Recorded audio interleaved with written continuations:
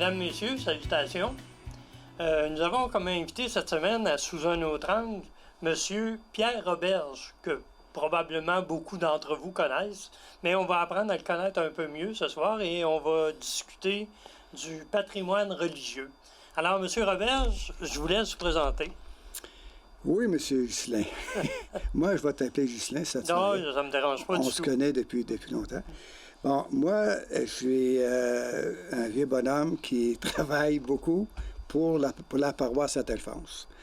J'ai été, durant des années, j'ai été marié, je me suis occupé de la fabrique un petit peu, et depuis une quinzaine d'années, je m'occupe du comité du patrimoine religieux. Le comité du patrimoine religieux, ça, on est un groupe de 10 personnes qui s'occupe de faire des expositions à l'Église et ailleurs. Actuellement, le patrimoine religieux à Thetford, les expositions, on en a une dans les jubés. C'est des articles de culte qu'il y avait dans les églises actuelles et les églises qui ont fermé aussi. Parce que quand il y a des églises qui ferment, on ramasse certaines choses qu'on n'a pas pour garnir notre exposition. Et on a une exposition au sous-sol de l'Église sur les objets religieux qu'on retrouvait dans toutes les maisons à l'époque, là. OK. Comme la croix de tempérance. La croix de tempérance est tu vas la voir là-dedans. La croix de tempérance, les chapelets, les médailles, les images, les statues. Bon, c'est tout ça, là. Donc, on a fait une exposition au sous-sol avec tous ces items-là. Et on demandait aux gens du coin, de la région de Thetford, ceux qui voulaient nous faire des dons dans ces choses-là, parce que les jeunes aujourd'hui sont moins attachés à ces biens-là. Puis quand leurs parents meurent, plutôt que de les mettre à poubelle, on disait, bien, vous pourriez peut-être nous les donner de votre vivant, fait qu'on pourrait les conserver pour la postérité. Donc ça, c'est la deuxième exposition. Puis la troisième exposition, c'est une exposition itinérante. C'est une exposition qui va dans les maisons de personnes âgées, dans les hôpitaux, à la demande. Donc, on a des valises avec un paquet de choses que les gens avaient, que les personnes âgées connaissent plus, comme des sets de baptême, les habits, des choses de même, là. Fait que ça, on va dans ces endroits-là sur demande. Donc, s'il y a des endroits dans des centres d'accueil, les RPA qui veulent l'avoir, on y va. Et ça nous fait plaisir d'y aller. On a une équipe qui fait ça. Donc ça, ce sont les 3 expositions qui comportent notre compagnie. Okay. On est formé en compagnie et on a 10 personnes qui gèrent cette compagnie-là. OK. Est-ce que vous avez des subventions? À date, on n'a pas demandé de subvention. Ce qu'on fait, on a fait des activités. Exemple, on a fait des concerts à l'église. On a des objets à vendre. On a des images, des photos de toutes sortes de choses. Et avec ça, puis il y a des gens qui nous font des dons. Parce que ceux qui nous font des dons, nécessairement, on leur donne des reçus de charité. OK. Fait que là, si quelqu'un nous donne 1000 pièces, ben, écoutons, il va avoir un reçu, puis il va récupérer 400 ou 500 pièces, là. Bon. Donc là, ça, on en a beaucoup qui nous font des dons. Donc, on n'a pas eu à date à avoir besoin de subventions pour survivre. Parce que quand vous faites des expositions itinérantes, là, dans les maisons de retraite ou peut-être même à l'hôpital, des fois, je ne sais pas, là, il y a la salle à manger en bas, il y a toujours des expositions qui se font là. Peut-être que le ministère des Affaires culturelles pourrait vous aider. On est peut-être trop indépendants. Peut-être. On a essayé de vivre là, avec avec ce que les gens nous donnaient. Parce que les gens qui viennent faire l'exposition, quand même, il y a des frais. Ceux qui viennent nous visiter, c'est pas des montants énormes, c'est 5 $ pour visiter toute l'église avec les expositions. Fait que, tu sais, 5 $ aujourd'hui, là... Ouais. Mais comme cet été, il y a peut-être eu plus de monde, mais l'année dernière, ça doit avoir été tranquille. On a eu, bien, avec la pandémie, là, ça a été un petit peu difficile. Mais on a eu on avait les autres années des autobus qui venaient, mais cette année, c'était pas été à la mode, ça, parce que les voyages, c'était fini. Là, Ouais. il n'y avait pas beaucoup de personnes qui voyageaient.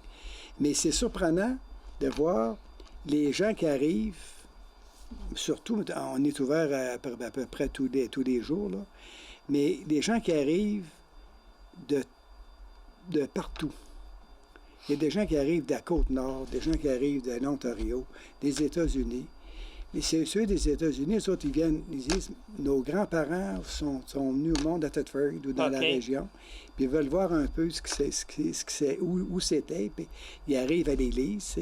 C'est le monument à voir à Thetford, là. Puis ils arrivent, puis là, nous autres, on a une équipe pour faire les visites.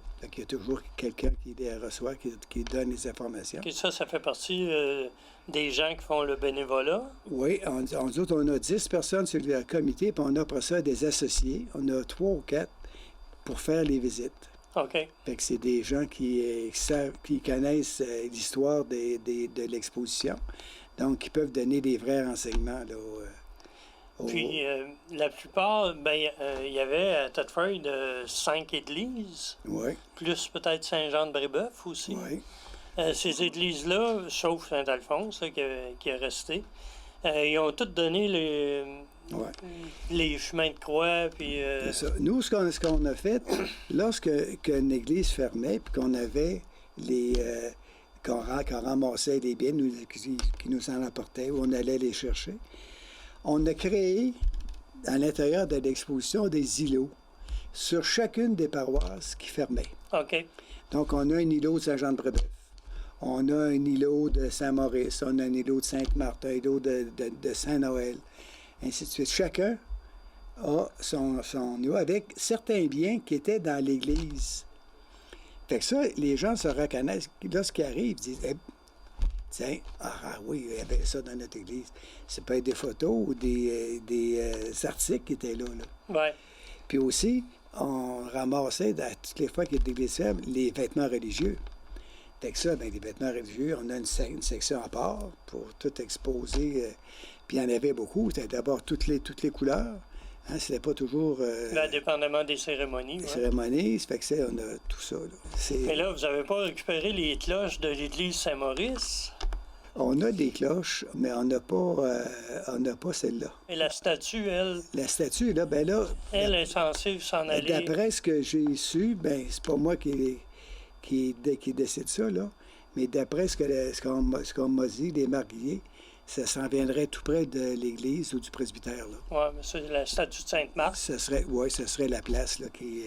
d'abord, ça ne va plus avec l'église Sainte-Marthe, là, qui n'est plus une église. Non, c'est ça. Fait que ce serait là qui serait... Ouais. Mais on a des cloches de dos.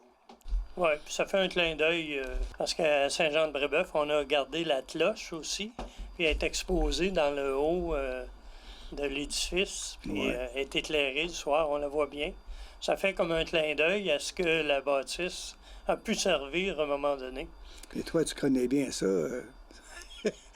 Saint-Jean-de-Brébeuf? Oui, je connais bien. On a parlé du nombre de bénévoles, puis il est à peu près d'une quinzaine en tout. On a nos 10 membres, puis plus 4 ou 5 autres, là, des associés qu'on appelle. Là. OK. Depuis plusieurs années, les gens peuvent te suivre dans les capsules que tu écris dans le Courrier Frontenac. Oui.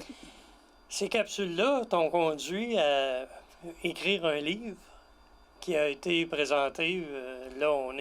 Notre émission, le livre va déjà avoir été lancé quand l'émission va passer, mais le livre a été présenté. Oui. Est-ce que tu peux nous parler un peu de ce livre-là? Comment l'idée t'est venue? D'abord, le livre, vous le montrer ici, là, c'est le livre Les églises Saint-Alphonse au cœur de notre histoire. Au cours des années, il y a eu 3 églises. Il y a eu la première église ici, qui est aujourd'hui le comptoir familial. Ah bon? Cette église-là était à la place du presbytère actuel. Et lorsqu'ils ont bâti l'église puis ils ont fait un nouveau presbytère, ils l'ont déménagé à côté du couvent, ici à côté. Là. OK.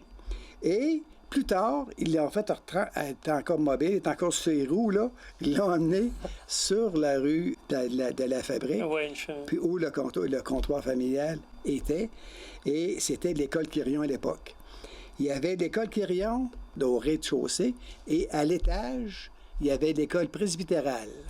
Je ne sais pas si tu as entendu parler de l'école presbytérale. Non. Le Quirion, je m'en souviens très bien. L'école presbytérale, ça, c'est une école qui était fondée par la paroisse. C'était Monsieur Bello à l'époque qui était là. Puis il y avait mon oncle Nelson Roberge qui était vicaire. Et les autres, ils ont décidé de faire une école qui était le début du cours classique. OK. Parce que dans cette école-là, on apprenait le français, bien entendu, beaucoup, et le latin. OK? Et lorsque les gens avaient terminé leur cours, il était pour 2 ans, ce cours-là, élément français, élément latin, là, les gens pouvaient aller après ça dans un collège classique, à Lévis, au Séminaire de Québec, n'importe où. Ils pouvaient aller à Saint-Victor. Donc, les gens pouvaient aller ailleurs pour continuer leur cours classique. OK? Donc là, c'était là, cette école-là. Moi, j'y ai été 2 ans là. OK. Avant d'aller faire ton cours classique à Québec. Après ça, j'ai continué au Séminaire de Québec, au Petit Séminaire de Québec. D'autres allaient au Collège de Lévis, d'autres allaient chez les Jésuites. Ça dépendait où tu pouvais aller à plusieurs endroits. Là. OK. Mais moi, c'est pas moi qui avait choisi, mais c'est mes parents qui avaient choisi le Séminaire de Québec. Parce que mon oncle Nelson, qui était prêtre, avait été là, et mon grand-oncle, Édouard Bourré, qui était le frère de ma grand-mère, avait été là, lui aussi. Fait que là, ce que t'en es venu à faire un livre?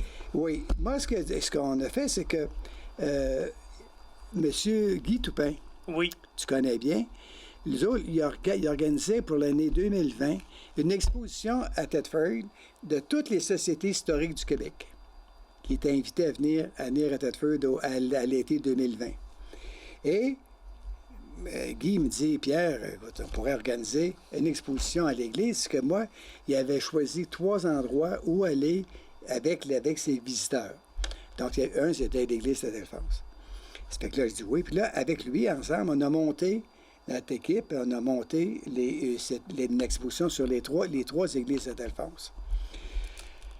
Fait que là, il y avait des artefacts à trouver, puis il y avait des histoires. Fait que là, quand ça a été fait, cette exposition-là, moi, j'ai dit, on ne peut pas laisser ça de main, il faut écrire un livre. Je disais, moi, je vais écrire un livre. Fait que là, je me suis compromis au conseil de la fabrique, du comité du patrimoine. J'ai dit là, moi, je vais écrire un livre sur les histoires des 3 églises de Saint-Alphonse. Je ne savais pas dans quoi je m'embarquais là. Fait que là, par contre, ça a bien été. Ça a été... D'abord, j'ai eu la chance d'aller voir tous les procès-verbaux de la paroisse depuis 1884. Ça fait que là, j'ai lu tout ça. En prenant des notes, je présume. Puis je prenais une note. Quand je voyais quelque chose, un point qui pourrait intéresser les gens, parce qu'il y a bien des fois que c'est plate, les compagnies, les assemblées, tu sais. Tu sais, tu as fait plusieurs assemblées, toi, là. C'est pas toujours des choses bien drôles. Mais quand tu avais des points spéciaux ou des petits événements qui se passaient, je prenais ça en note. Fait quand j'ai repassé tout ça jusqu'à des années 60, là, j'ai commencé à écrire. Et le livre, je l'ai fait à partir des curés qu'il y a eu. Il y a eu 16 curés dans la paroisse. Fait que là, j'ai eu les photos des 16 curés. Et là, j'ai pris les événements, d'abord son parcours à lui, le curé, d'où il venait, puis tout ça, puis ce qu'il avait fait dans la paroisse, et ce qui s'était passé dans la paroisse et à Thetford durant le temps qu'il a été curé à Saint-Alphonse. Fait que ça, j'ai fait ça pour les 16 curés. OK? Fait que c'est de même que j'ai développé le livre. Et là, j'avais les photos. J'ai eu des photos des archives. On avait des photos au presbytère, fouillées là-dedans. Moi, j'avais un paquet de photos parce que mon père, c'était un collectionneur de photos, puis mon oncle Nelson aussi. Fait que là, en tout cas, j'ai mis 220 photos dans le livre. 220? 220 photos. Donc, il y en a des vieilles, la plus vieille, là, ça va être l'abbé d'Auteuil, qui était curé de 1876 à 1899. Parce que là, au début... En 74, il n'y avait pas de curé? Non, c'est que là, la paroisse Saint-Alphonse n'était pas fondée. Tout le territoire de Thetford ici appartenait à Saint-Adrien d'Irlande. Fait que le curé d'Auteuil, qui était vicaire à Saint-Adrien d'Irlande, venait, lui, une fois par mois à Thetford. Il appelait ça la mission Saint-Alphonse. OK. Il partait avec son cheval, puis il s'en allait à Thetford, pour dire la messe une fois par mois. Puis, à un moment donné, ben là, les gens ont dit, ben écoute, on aimerait bien ça, avoir une paroisse. Ils ont demandé à l'évêque. Puis, en fin de compte, ils ont aimé la paroisse. C'était en 1886 que la paroisse a été fondée par le papa Saint-Alphonse. Mais ça appartenait, comme là, dans les premiers temps, les procès-verbaux sont à Saint-Adrien d'Irlande jusqu'en 86. OK? Fait que là, j'ai pas été voir ceux-là. J'en avais assez des autres. Oui, c'est ça. Mais là... on a parlé de la première église, mais ce que j'aimerais aussi, c'est la deuxième église, parce qu'il y en a eu 3. Oui, la deuxième église, elle, à un moment donné, la petite église, la petite école Curion, là, était trop petite, là. C'est que pour la paroisse, c'était pas... Ça grossissait, parce que la population augmentait aussi rapidement que les mines grossissaient. Ouais. Donc là, la population, ça arrivait de partout, les gens, là. Donc là, ils ont dit, minute, on est trop serré. C'est là qu'ils ont demandé d'avoir une église. Puis là, ça a été la deuxième église, là. Celle qui a passé au feu, là. Ah, OK. Elle a passé au feu en 1906. Elle était à la même place que la troisième? Elle était à la même place que l'église actuelle. Elle était bâtie l'église actuelle sur les mêmes fondations. Et elle n'a pas duré longtemps, là. Ça a pas, et le feu a pris, puis à un moment donné... Un feu parce que chauffage ou... Probablement parce qu'il y avait toujours du chauffage dans ce moment-là qui était au bois, puis des choses de même. C'était pas... Mais c'est arrivé sur l'heure du midi, le feu. C'est tout indiqué dans le livre, là. Donc ça, cette deuxième église-là, en 1906, a brûlé. Et là, ils ont commencé à parler de faire l'autre église, qui est l'église actuelle, puis qui a été faite en 1906 et 1907.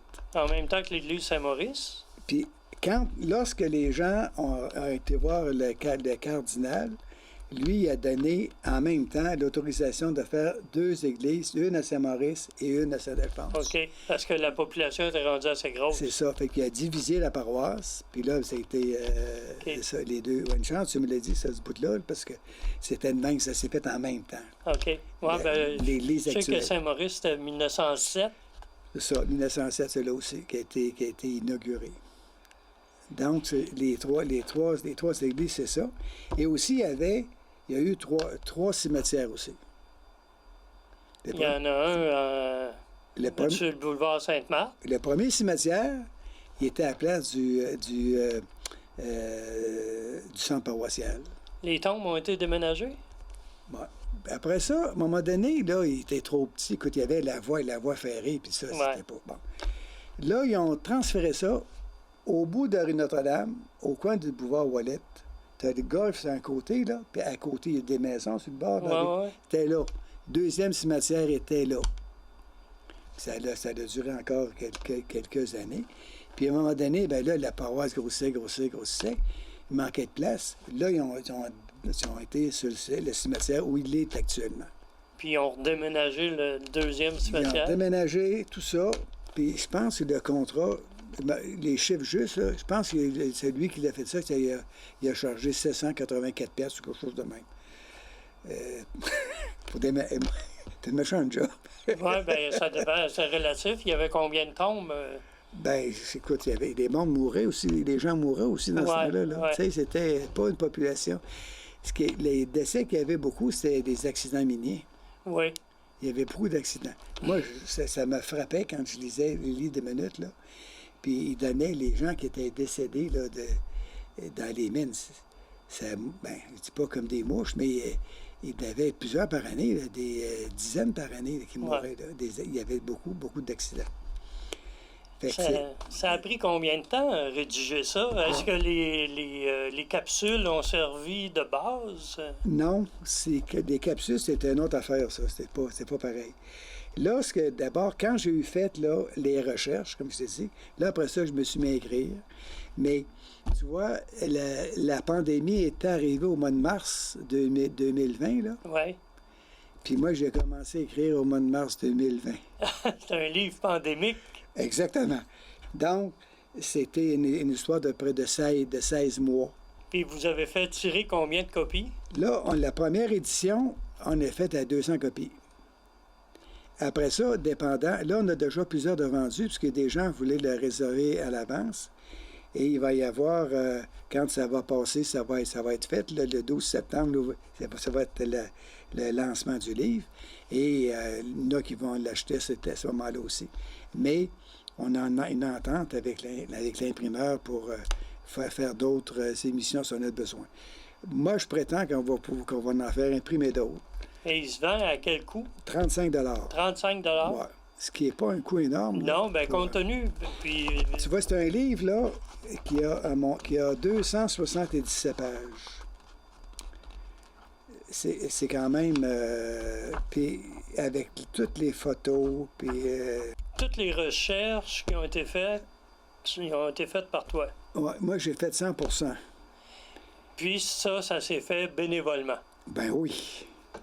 Ça, c'est un cadeau que je veux faire à Paroisse puis au patrimoine. Puis, j'ai mon fils qui était en congé à cause de la pandémie, Nicolas, qui, lui, a fait le montage. OK. Lui, il a tout placé photos, lui, il est bon là-dedans, là. Fait qu'il a fait ça, puis après ça, ben, j'ai été chez l'imprimeur avec le livre, et puis avec le montage fait. Fait qu'eux autres, il y avait l'imprimé, juste l'impression à faire. Ben, c'est beaucoup l'impression, puis la reliure. Ben aussi, hein. Là, ça, c'est une copie que j'ai, c'est le démo. Je n'ai pas d'autre actuellement, là. Mais on va les avoir d'ici la fin de semaine. Quand les gens vont écouter l'émission, peut-être qu'il n'y aura plus de livres à vendre. Ben, il faudrait peut-être, quand ils vont écouter l'émission, qu'ils nous appellent, puis on peut en réserver pour une deuxième édition. Ah, mais je pense c'est super intéressant. Puis les touristes qui vont visiter l'église, oui. Probablement que ça va être des gens qui vont en acheter régulièrement. Là. Oui, puisque tu sais, on a une clientèle. Je parlais tout à l'heure des gens qui viennent de l'extérieur, mais il y en a qui arrivent, là, mettons exemple, des États-Unis, ils disent nos parents étaient nés ici, puis là, ils veulent avoir des souvenirs. Nous autres, on a des choses un petit peu. On a fait un autre livre à un moment donné, l'année passée, j'avais fait ça, sur toutes les églises de toute confessionnalité de la région. Une petite brochure de 65 pages. Pour l'église Saint-Alphonse, c'est le premier. C'est le premier, c'est l'église Saint-Alphonse. Mais l'autre, c'était sur toutes les églises de la région, de la MRC. Puis il se vend bien. Il se vend bien. Lui, écoute, il se vend 10 piastres, ce livre-là. Puis il va être en vente aussi dimanche. On va le mettre avec les autres, là, ceux qui veulent en avoir. Mais il ne nous en reste pas beaucoup. Ouais. Alors, merci, M. Roberge, pour cette entrevue. Alors, mesdames, messieurs, le message est fait. C'est un livre super intéressant. Ça s'adresse à tout le monde de Thetford et d'ailleurs, même Saint-Adrien d'Irlande, Saint-Jean-de-Brébeuf, qui ont déjà été dans le giron de l'Église Saint-Alphonse. Alors, merci de votre écoute et à la semaine prochaine.